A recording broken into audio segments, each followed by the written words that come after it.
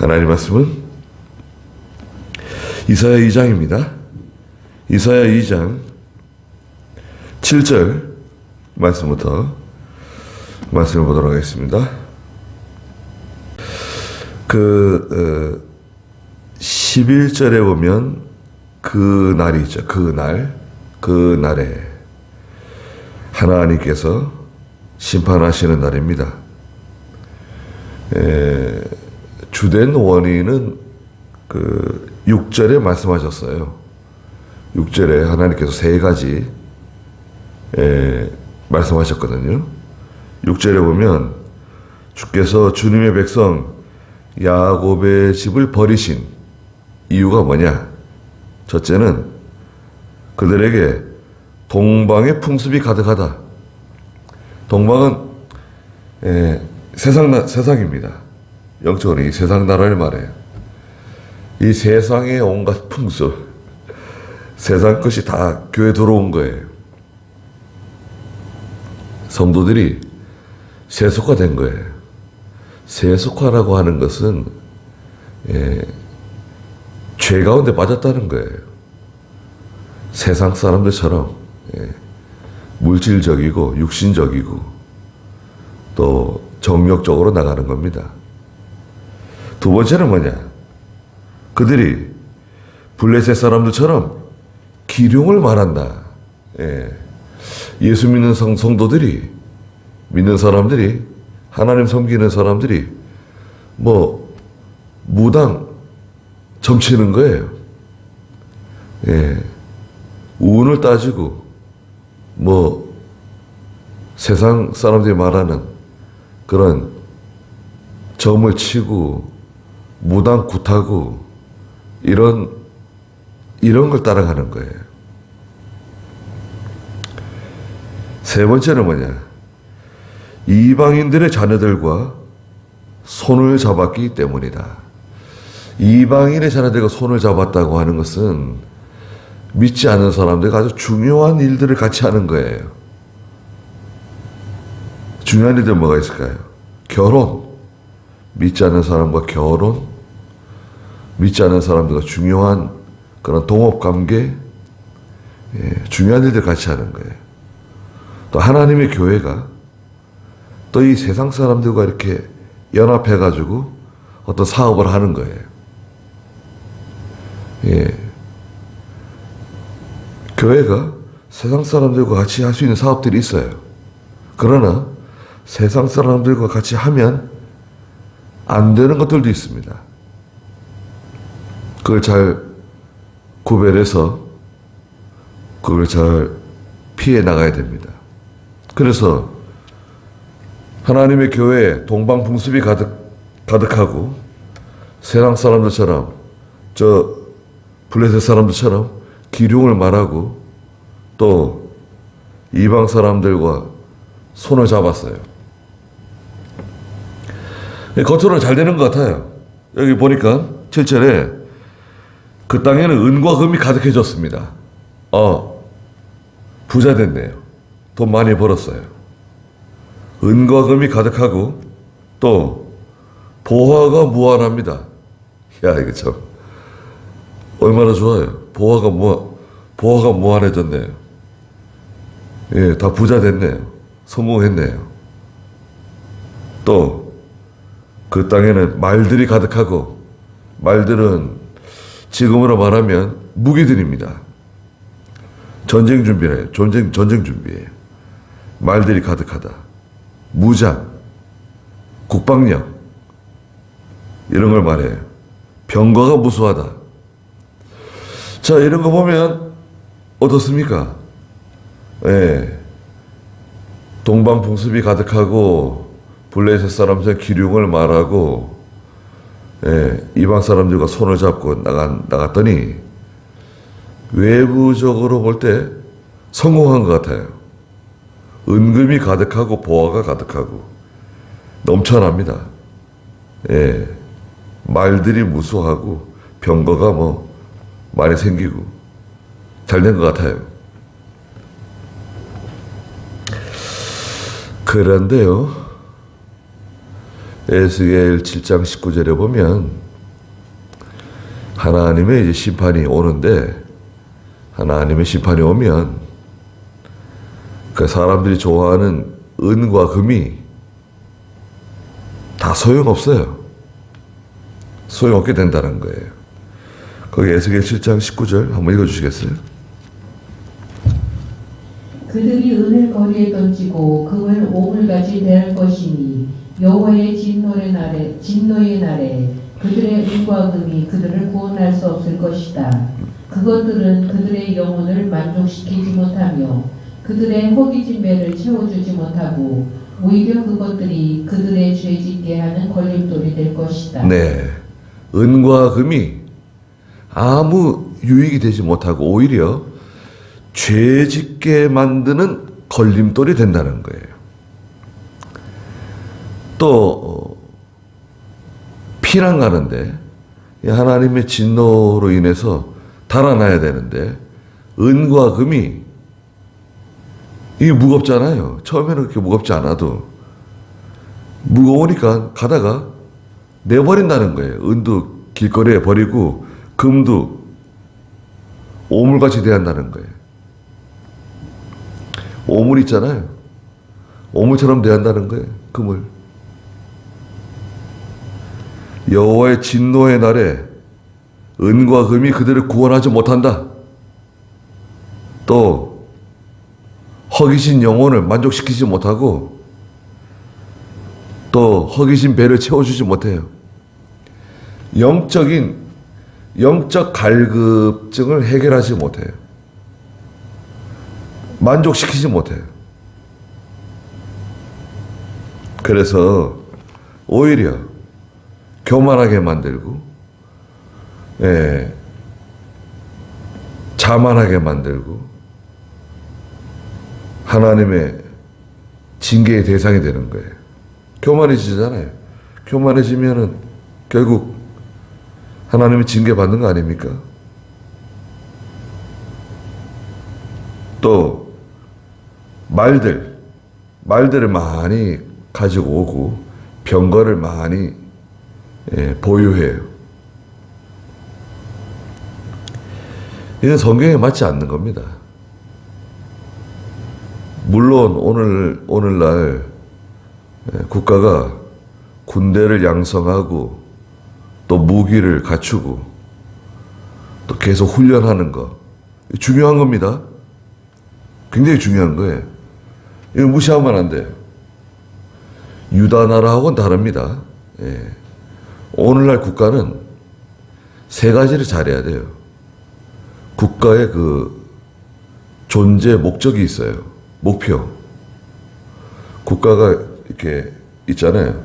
정부를 중심으로 해서 국가가 존재하는 목표가 뭐냐? 첫째가 뭘까요?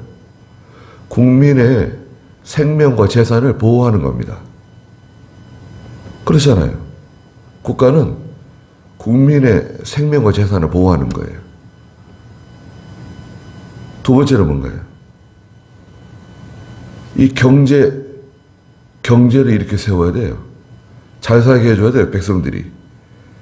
백성들이 배고프지 않게, 굶지 않게, 헐벗지 않게, 자기 집을 가지고, 또 자기 차를 가지고 잘 살아갈 수 있도록 이게 잘 도와줘야 돼요. 경제, 책임져야 돼요, 국가가.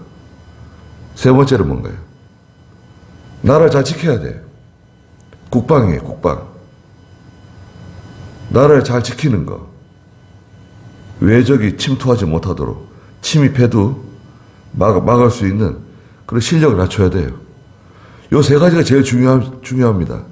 그렇죠? 중요합니다. 그래서 교회는, 성도는 나라를 위해서 기도해 주는 거예요. 나라가 잘 되도록. 세상 나라가 편안해야 돼요. 세상 나라가 편안하고 정치가 안정되고 사회가 안정되고 질서가 유지되고 도둑놈이 많지 않고 강도가 많지 않고 사건 사고가 많이 일어나지 않아야 돼요.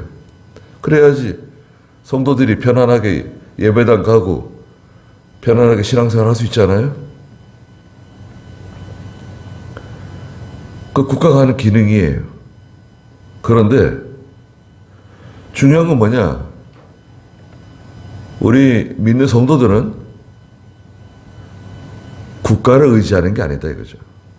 그 무기, 병력 이런 걸 의지하는 게 아니라 하나님 의지하는 거예요. 우리는 말을 의지하는 게 아닙니다. 우리가 해야 할 건 하지만 하나님을 의지하는 겁니다. 나라를 지키면서 기도하는 거예요. 하나님 지켜주셔야 돼요. 국경선을 지켜주셔야 돼요. 예. 하늘을 지켜주시고 바다를 지켜주셔야 돼요. 우리 가정을 지켜주시는 분, 자녀들을 지켜주시는 분, 그 하나님이시잖아요. 하나님께서 지켜주시는 겁니다.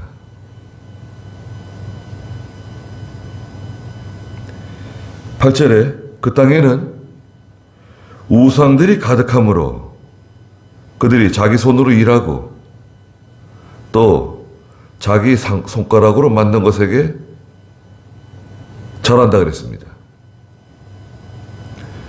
우상을 섬겨요. 자, 이거 보세요. 예. 지금 이게 6절부터 유다 백성들이 동방풍습이 가득해지죠. 블레셋 사람들처럼 기륭을 말하죠. 이방인들의 자녀들과 손을 잡죠. 그래서 결국 어떻게 됐습니까? 외부적으로는 잘 살게 됐어요. 풍요로워졌어요. 아주 윤택해졌어요. 하나님께 복 받은 것 같아요. 잘 살게 되니까요. 우상을 섬기네요. 교만해지면 하나님 버리고 우상 섬겨요.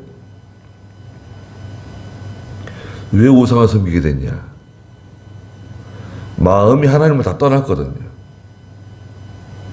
우상을 섬기는 원인은 뭐냐면 29장 13절에도 나오지만 마음이 하나님을 떠나서 그래요. 오늘날 예수 믿는 성도가 예배당에 와서 주일날 예배 드리고 기도하고 꾀꼬리처럼 노래는 부르지만 마음이 하나님에게서 떠나게 되면 결국 우상 섬기는 거예요. 예수 안 믿는다는 게 아니에요. 지옥 간다는 말이 아닙니다. 하나님 섬기면서 또 우상 섬기는 거예요. 계시록 17장에 나오는 세상 음녀가 주는 금잔에 담긴 포도주를 마셔서 다 취하게 돼요. 세속화되는 거예요. 그러니까 어떻게 됩니까? 우상 숭배하는 거죠. 그들이 자기 손으로 일해요. 자기 손으로 돌을 깎아서 우상 만들죠. 나무를 깎아서 우상 만들잖아요. 열심히 일을 하는 거예요. 또 오늘날 성도들이 열심히 일을 해요. 세상에 열심히 합니다. 열심히 장사도 하고 공장도 돌리고 직장 생활도 하고 공부도 하고 열심히 해요. 열심히 하는데 하나님을 통해서 하는 게 아니라 예수 그리스도를 통해서 하는 게 아니라 곧 자기 손가락으로 만든 것에게 절한다는 거예요. 다 자기를 위해서 하는 거예요. 자기 손가락으로 만든 것에게 절한다. 이것은 거기에다 굴복하는 거 아닙니까? 세상에 굴복하는 거예요. 물질에 굴복하는 거예요. 마귀에게 굴복하는 거예요. 진자는 이긴 자의 종이 되죠. 세상에 종살이 하는 겁니다. 물질에 종살이 하고 사람에게 종살이 하게 돼요. 그러니까 이제 애시당초 우리는 아주 예민하게 그 벌레들이 있잖아요. 곤충들. 곤충들이 그 더듬이 있잖아요. 더듬이. 그 참 희한한 거예요. 그 더듬이 있잖아요. 더듬이가 다 이렇게, 예, 그 바람, 온도, 어떤 그 모든 걸 다 감지하잖아요. 더듬이가 얼마나 예민하고, 예, 그 온도라든지 바람이라든지 습도라든지 그 환경을 이 더듬이가 싹 그 알아가지고 벌레들이 움직이잖아요. 얼마나 예민합니까? 마치 레이더처럼 더듬이를 가지고 그, 예, 감각 얼마나 예민해요. 믿는 성도들이 깨어 있어야 됩니다. 이 영적인 감각이 살아 있어야 돼요. 예. 이게 하나님을 통해서 이루어지는 역사냐, 사람을 통해서 이루어지는 역사냐. 그리고 교회는 이게 동방풍습이 들어오는 거 아니냐. 이 블레셋 사람들의 못된 풍습이 들어오는 것이 아니냐. 이 세상 사람들이 기뻐하는 것, 세상 사람들이 좋아하는 게 우리에게 들어오는 게 아니냐. 이것을 아주 예민하게 받아들여야 돼요. 우리는 금욕주의가 아닙니다. 예? 교회는, 신약 교회는 금욕주의가 아니에요. 뭐, 예수 믿는 성도가 텔레비전을 사서 TV를 본다. 죄인가요? 죄 아니에요.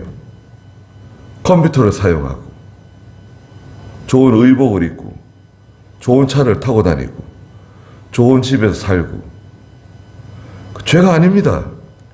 그거를 죄라 그러면 안 돼요. 또 결혼 생활하고 자녀를 낳고 또 여행을 다니고 죄가 아니에요. 그걸 죄라 그러면 안 돼요. 그러나 거기에 마음을 다 빼앗기면 안 된다는 거죠. 세상에 있는 걸 다 이용할 수 있어요. 세상에 있는 사람들, 물질, 세상에 있는 걸 다 이용해서 우리는 하나님의 일이 잘 되길 바라요. 그것을 이용해서 자동차를 타고 다니면서 하나님의 일이 잘 되기를 바라고, 내가 믿음으로 살기를 바라고, 예, 좋은 집에서 편안하게 살고 안정된 생활을 하면서 믿음으로 살고 하나님 잘 섬기길 바라요. 좋은 음식을 먹고 건강해져서 믿음으로 살고 하나님 뜻대로 살기를 바라요. 그렇잖아요. 예수 믿는 사람들이 여행 다니는 게 죄인가요? 죄 아니에요. 그러나 그 어떤 선이 있어요. 보이지 않는 선. 그 선을 넘지 않도록 조심해야 돼요. 그러려면 믿음으로 깨어 있어야 돼요. 성도들이 믿음으로 깨어 있을 수 있도록, 또 영적인 그런 분별력을 가질 수 있도록 교회는 계속해서 그걸 가르쳐 줘야 돼요. 일깨워 줘야 돼요. 이렇게 그렇잖아요. 점점 이렇게 타락해 가니까 우상 숭배하게 됐잖아요. 교만해져 가지고. 그러므로 어떻게 했습니까? 9절에 보니까 인간이 비천해졌어요. 천박해졌어요. 사람이 비굴해졌다. 비굴한 사람 있잖아요. 굴종적이고, 예, 떳떳하지가 못해요. 하나님 앞에도 떳떳하지가 못하고 사람 앞에도 떳떳하지가 못하고, 인간이 비천해지고 사람이 비굴해져요. 사는 건 잘 사는데, 돈은 많은데 사람이 천박해. 사람들이 인정 안 해요. 높은 지위에 있는데, 뭐 지도자라 그러는데 그 사람 다 싫어해. 아이, 저런 사람이 무슨 지도자야. 저런 사람이 무슨 대표야. 다 미워해. 다 싫어해. 벌레보듯해. 그들을 용서하지 마소서. 하나님, 이 사람들 용서하지 마십시오. 10절에 너희는 여호와의 두려움과 그 위엄의 영광 앞에서 피하여 바위 틈에 들어가며 티끌 속에 숨어라. 하나님의 진노의 날이 찾아오는데 무서운 날이 온다는 거예요.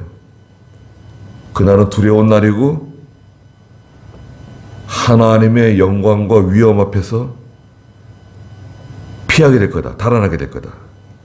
바위 틈에 숨고 티끌 속에 숨게 될 것이다. 언제? 계시록 6장 15절 17절에서는 예수님의 재림하시는 날, 주님께서 재림하시는 날에 세상 사람들이 소리 지른다는 거예요. 계시록 6장 15절.